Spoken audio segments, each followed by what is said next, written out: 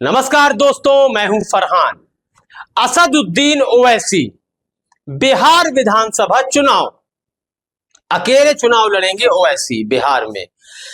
लेकिन आपको यह बात समझ लेनी चाहिए कि ओवैसी को इग्नोर करके राहुल गांधी और तेजस्वी यादव ने ऐतिहासिक गलती की है। समझना होगा आपको लग रहा होगा कौन सी ऐतिहासिक गलती कर दी।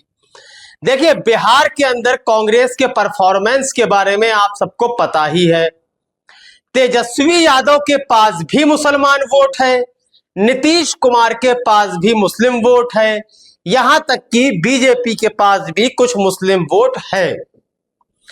तो यहां पर अगर ओवैसी के साथ गठबंधन कर लेता आरजेडी यानी तेजस्वी यादव और राहुल गांधी, यह गठबंधन कर लेते तो जाहिर सी बात है जो भी मुस्लिम बहुल सीटें हैं, यानी कि जहां पर मुस्लिम उम्मीदवार एक तरफा चुनाव जीतेगा, वहां ओवैसी को चुनाव लड़वाना चाहिए था। क्योंकि जो मुसलमान नीतीश कुमार के पास भाग जाता है, किसी और दल में भाग जाता है, तो ओवैसी के गठबंधन में रहते हुए वह मुसलमान ओवैसी को ही वोट देता। यानी कि आपने महागठबंधन के लिए अपना वोट सुरक्षित कर लिया ओवैसी के रूप में।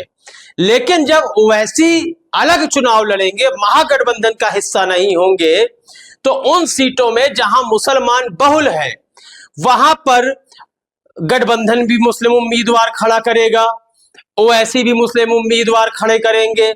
मायावती, चंद्रशेखर आजाद यदि गठबंधन नहीं करते ओवैसी के साथ, नीतीश कुमार यानी एनडीए भी गठबंधन खड़ा करेगा। तो यहां सीधा सीधा मुसलमान वोट कटना है, परिणाम उसका कुछ भी हो।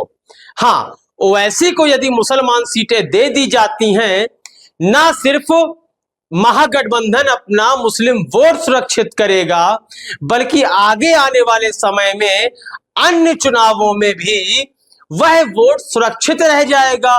लेकिन यदि ओवैसी को गठबंधन का हिस्सा नहीं बनाया जाता, तो जो सीटें एक तरफा जीत सकता था महागठबंधन, हो सकता है उन सीटों पर महागठबंधन को हार का सामना करना पड़े और उसका ठीकरा ओवैसी के सर पर फोड़ा जाएगा।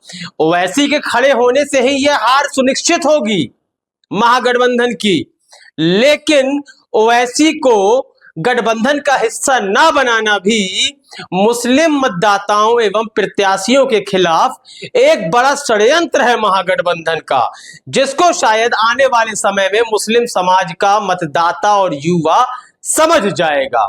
इस संबंध में आपकी क्या राय है?